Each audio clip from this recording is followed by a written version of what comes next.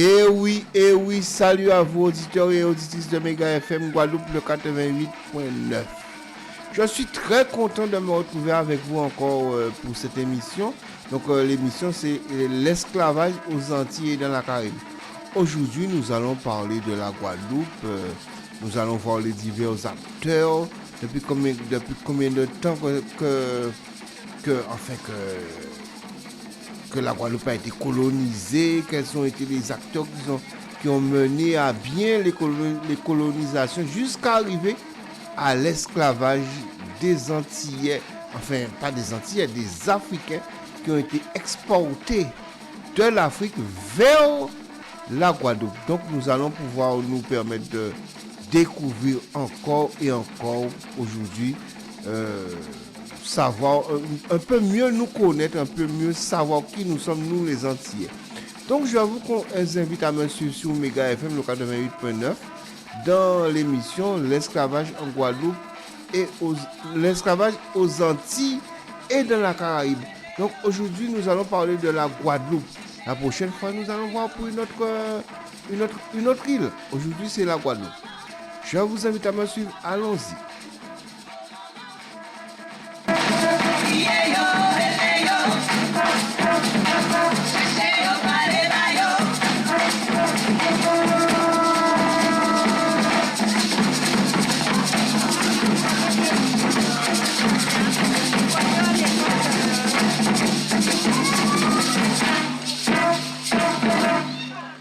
L'histoire de la Guadeloupe, à la fois région d'outre-mer et département d'outre-mer, donc c'est le numéro 97.1 français, fut marquée comme l'histoire de la Martinique et l'histoire de la Jamaïque par la déportation massive à partir des années 1670 d'esclaves noirs africains, ancêtres de l'immense majorité de la population actuelle.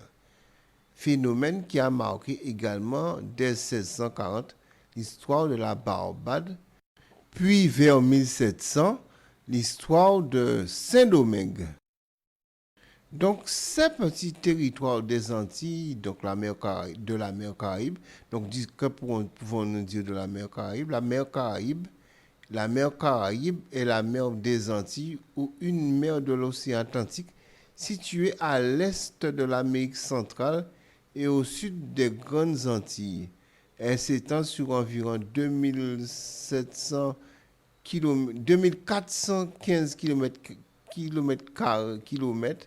d'est en ouest et en moyenne 2 fois moins au nord et du sud, couvre une superficie de 2 640 km². Donc nous disons que la mer Caraïbe est située à 600 km des côtes américaines du Sud et à 600 km à l'est de la République dominicaine, à 950 km au sud-est des États-Unis, fut plusieurs fois envahie par des Anglais et elle a été connue à la Révolution française plus longtemps que la Martinique.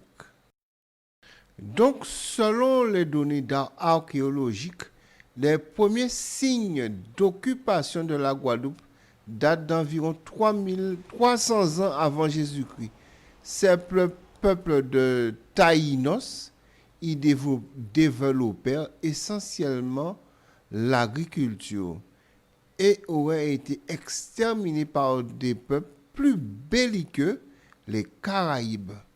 Ces derniers nommèrent l'île Kaouloukera, donc Kaoukera, mot voulant dire île aux belles eaux. Ces communautés sont celles qu'ont rencontré les premiers Européens qui débarquaient sur l'île. Donc maintenant, nous allons parler de la Guadeloupe. Donc 21 jours après avoir quitté les îles Canaries, donc les îles Canaries sont un archipel de l'océan Atlantique situé au large du Maroc. Donc comme nous disons 21 jours après avoir quitté les îles Canaries, au cours de son deuxième voyage, Christophe Colomb aperçoit une première terre, la Désirade. Donc la Désirade est une île française de l'arc des Petites Antilles et une dépendance administrative de la Guadeloupe. Par la suite, le 3 novembre 1493, une autre île est en vue, que Christophe Colomb nomme Maria Galanda, Marie Galante. Donc Marie Galante, par contre, si nous devons avoir des informations, Marie Galante est une île de l'archipel des Petites Antilles située à 30 km au sud-est des côtes de la Guadeloupe continentale, dont elle est la dépendance administrative. Donc, ce nom vient du nom de l'amiral du navire amiral. Donc, ok. Après un passage d'une nuit à la Dominique, donc la Dominique, par contre, la Dominique est une forme longue Commonwealth de la Dominique, est un pays et une île de l'archipel des Caraïbes, située entre les îles françaises des Saintes et de Marie-Galante au nord et de la Martinique au sud. Son nom Kalinago Wati Kubuli, qui signifie son corps est grand. Ils reprennent donc la mer vers une île plus grande dont ils avaient perçu au loin les montagnes. Colomb décide de jeter l'ancre devant cette île et d'accorder quelques jours de repos à ses hommes. Le 4 novembre 1493, il débarque sur l'île principale nommée par les Caraïbes, les Karuquera ou Kauluquera. Il la baptise île de Guadeloupe au nom du monastère royal de Santa Maria de Guadeloupe en Espagne. Donc les débuts de la colonisation. Les Espagnols se préoccupèrent peu de l'île au long du XVIe siècle. En effet, l'île semble relativement inhospitalière et possède aucune mine d'or. Elle servira d'égade au point de ravitaillement en eau douce et en bois pour les navires en route vers l'Eldorado. Au début, les Caraïbes tolérèrent les marins de passage et parfois même fraternisèrent avec eux. Mais petit à petit, des hostilités grandissant entre indigènes et espagnols, les Caraïbes aguerris au combat résistent à la présence grandissante des Européens jusqu'à ce qu'une cédule royale datant d'octobre 1503 autorise aux Espagnols la capture d'Indiens habitant les îles sans or. Plusieurs expéditions et raids au cours du XVIe siècle ont lieu dans le but de capturer les Caraïbes et de les faire travailler, de pacifier, puis de coloniser ces îles.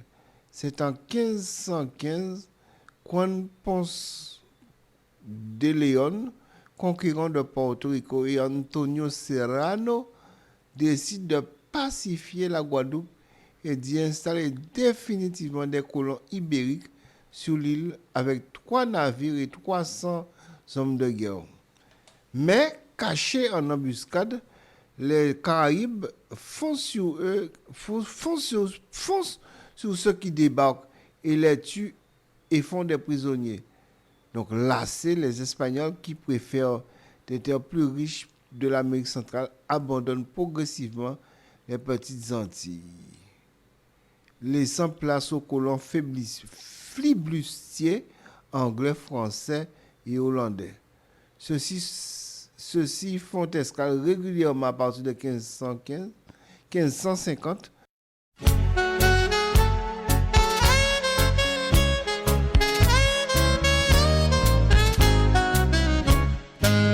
Depuis 30 ans, attaché à la terre, je n'ai connu de la vie que misère.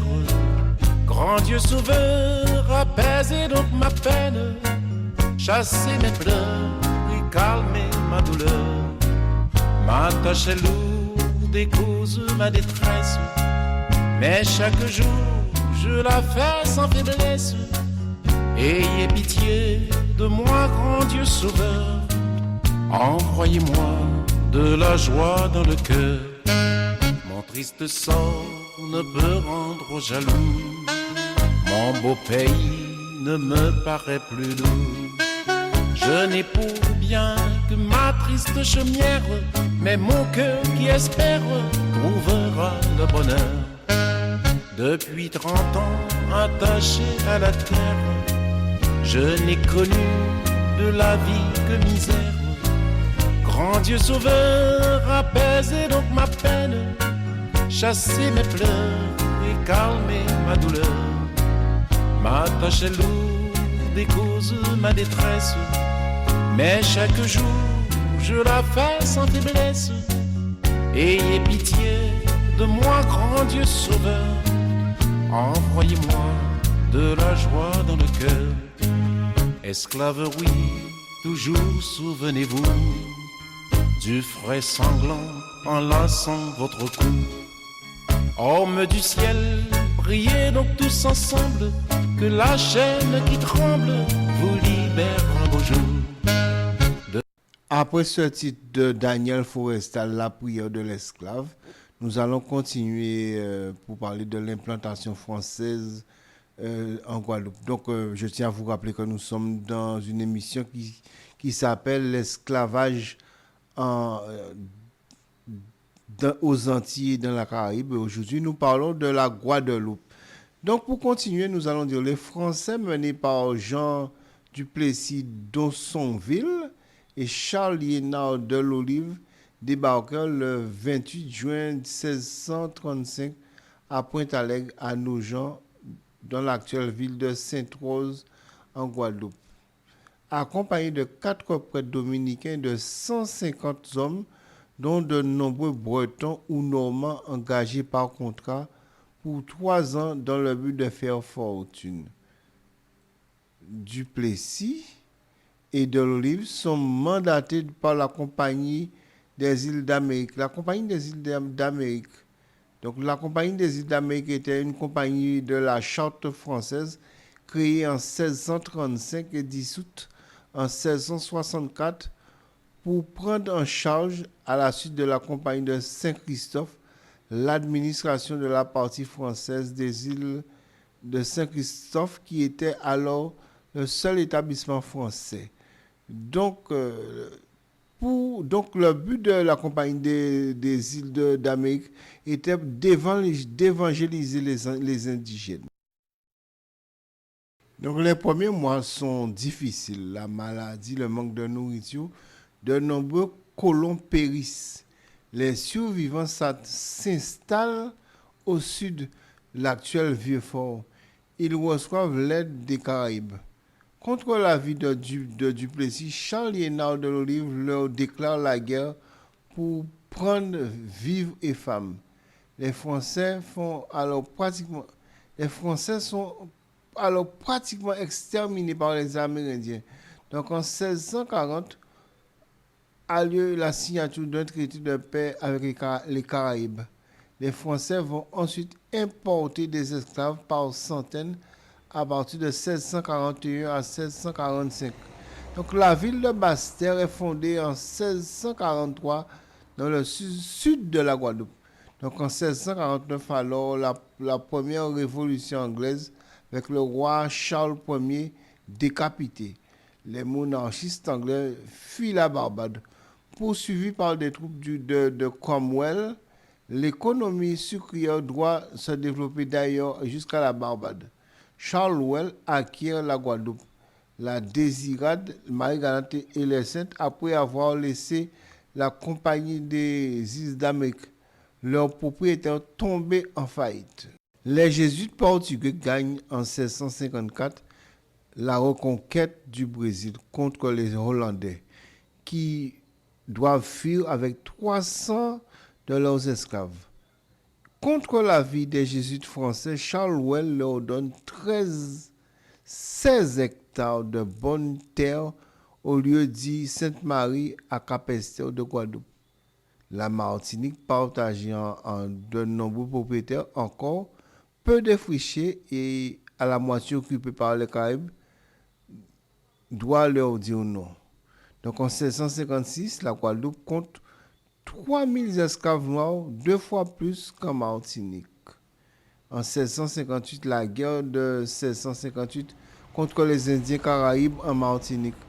En 1664, Colbert augmente la taxe sur le sucre étranger importé des Antilles via la marine hollandaise, asphyxiant les planteurs qui ont peu de navires et sont par ailleurs privés d'approvisionnement en esclaves.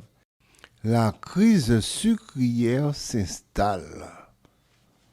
Maintenant, en 1664, la Compagnie française des Indes occidentales prend possession de la Guadeloupe en expropriant Houel et sa famille.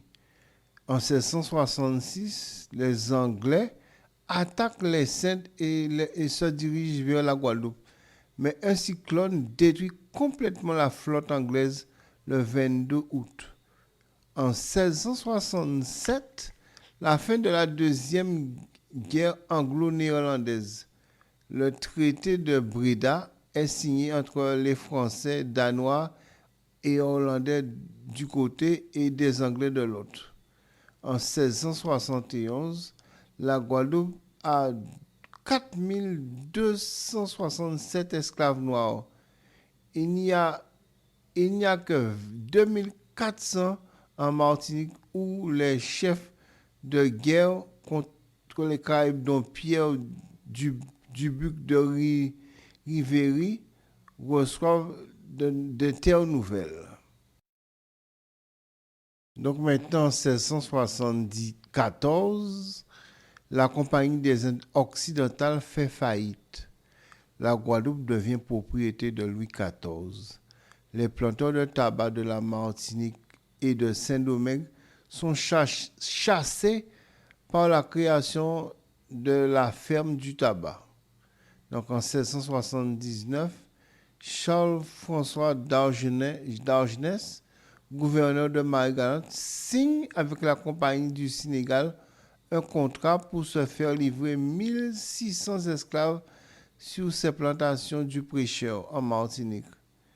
Et en 1680, il obtient le monopole du commerce avec un empire espagnol. En 1680, la Martinique compte déjà 4900 esclaves et rattrape ainsi la Guadeloupe en nombre d'esclaves qui compte 15 000 dès 1700. 3 ans après l'arrivée de Jean-Jacques Milton de Senneville, donc en 1790, le prix du sucre miné par la concurrence s'affiche en baisse à 65% par rapport au niveau de 1655.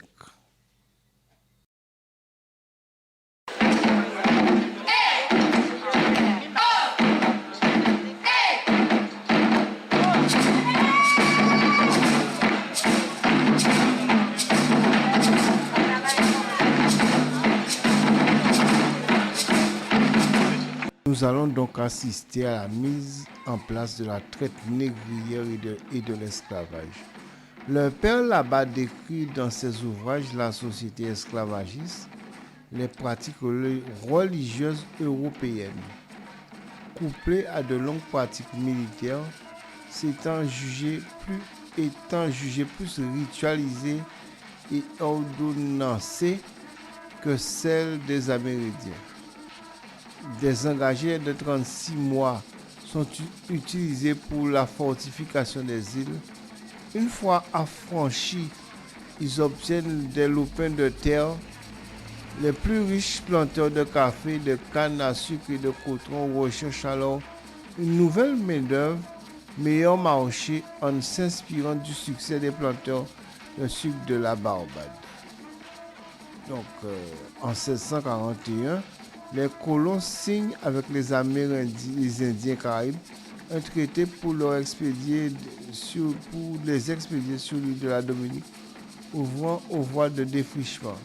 En 1656, Lorsque les Hollandais arrivent au Brésil et s'installent à la baie des Flamands, les esclaves étaient déjà 3 000 en Guadeloupe, mais minoritaires face aux 12 000 blancs. En 1671, l'île est encore habitée par de nombreux petits colons blancs qui cultivent du tabac sous des plantations nécessitant peu de capitaux. Dans le cadre de la Compagnie des Indes occidentales, mais son monopole est établi en 1671. La traite négrière est ouverte à tous les ports français dont le but est de la concurrence rendre la plus efficace. Donc la traite négrière ou traite des nègres, la traite des noirs désigne un commerce d'esclaves qui ont été victimes par millions des populations de l'Afrique de l'Ouest, de l'Afrique centrale et de l'Afrique australe durant plusieurs siècles. C'est l'époque où Louis XIV rencontre la veuve Scarron, marquise de Maintenon, élevée à Marie-Galante, et prête l'oreille à son ministre de la Défense.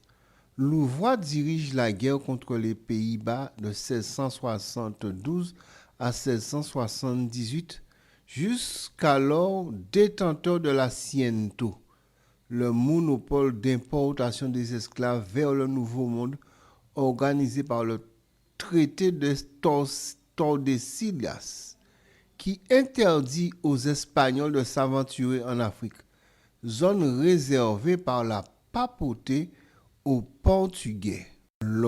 L'augmentation rapide d'esclaves correspond à la création en 1673 par Louis XIV de la Compagnie du Sénégal, l'ancêtre de la Compagnie de Guinée, dans le sillage de la Compagnie royale d'Afrique, fondée en 1672 par le duc d'York, Jacques Stuart, cousin et allié de Louis XIV. Stuart deviendra roi d'Angleterre en 1685. L'investissement rapide et massif des Français et des Anglais dans le commerce triangulaire fait flamber le prix des esclaves sur la côte d'Afrique, alimente de nouvelles filières et la construction d'une multitude de forts, mais abaisse le coût de leur transport au profit des planteurs de sucre. Ceux-ci rachetèrent donc les terres en Guadeloupe et en Martinique. Le nombre de petits planteurs blancs diminue d'autant plus rapidement que la création de la ferme du tabac en 1674 par Louis XIV et entraîne la ruine du tabac français. Moins taxé, moins cher, le tabac produit en Virginie et par les grands planteurs jacobites installés par Jacques II profite de la contrebande et se prend son essor. Donc dès 1674, la Compagnie des Indes occidentales, elle, est en faillite. Puis elle est dissoute. La Guadeloupe et la Martinique passent sous l'autorité directe du roi de France Louis XIV, qui pousse la culture de la canne à sucre, plus gourmand en capitaux mais beaucoup plus rentable, en donnant des terres à des officiers supérieurs pour les encourager à y importer toujours plus d'esclaves. Le sucre est la culture violente qui nécessite de grandes propriétés et consomme des esclaves jeunes, rapidement épuisés au travail de coupe et de transport des cannes. Il faut régulièrement remplacer par de nouvelles recrues. La population d'esclaves avait reculé en 1664 et en 1671, passant de 6 323 à 4 627 personnes, faute de livraison suffisante par la Compagnie des Indes occidentales, jugée trop dispersée, car elle s'investit aussi au Canada. Mais après sa dissolution en 1674, le nombre d'esclaves en Guadeloupe est remonté rapidement pour atteindre 6 076 personnes dès 1700. L'essor d'esclaves est même au même moment et encore plus rapide en Martinique, où la population noire double entre 1673 à 1683. Donc, qu'est-ce qui est à dire? Les navires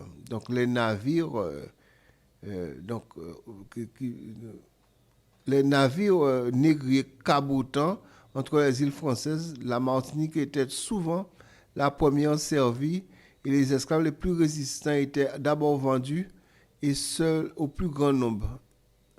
Il faut aussi noter que Louis XIV avait installé en Martinique plus de nobles de rang élevé et d'officiers, comme le chevalier Charles-François d'Angennes.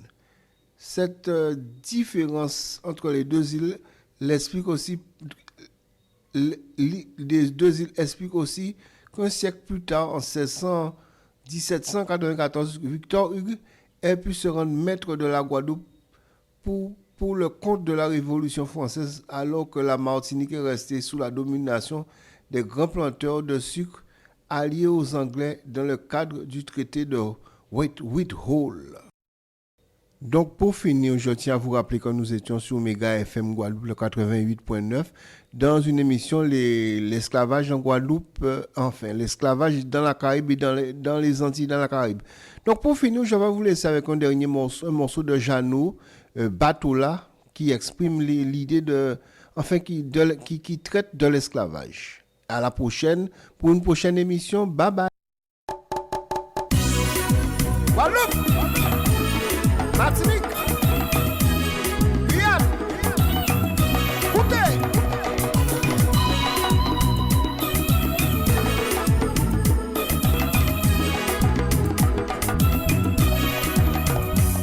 Songez, messieurs, songez les nuits en Afrique. La vie est belle pour nous. Soleil, messieurs, soleil déjà qu'a brûlé nous. C'est pour ça, nous, ça. Yo, vrai que nous te fort, nous te vaillons, messieurs, mesdames, moins qu'à 10 ans. Yo, mène nous aller. Planter qu'on est puis bon, non, messieurs, mesdames, moins qu'à 10 ans. Yo, mène nous aller. Hey, ya, pas de bruit.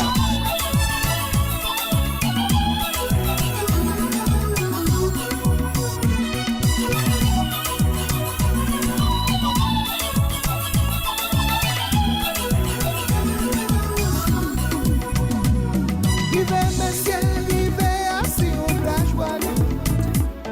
Yo vend nous comme bétail. Maman, papa, gardez mon Dieu nous séparer. Nous péqueris, trouvez-nous. Allez qu'il est la vie, la même lui bien changé. Nous vîmes évoluer. Allez l'école pour nous faire ça, bon travail. C'est chômage nous trouver. Yo vrai que nous te fort, nous te vaillants, messieurs, mesdames, moins qu'à 10 ans. Yo mène nous aller. Nous planter qu'on est puis bon, non, messieurs, mesdames, moins qu'à 10 ans. Yo mène nous aller. Batola, Batola, Batola, qui peuple les Antilles. Batola, Batola, Batola, c'est qui mène moi là.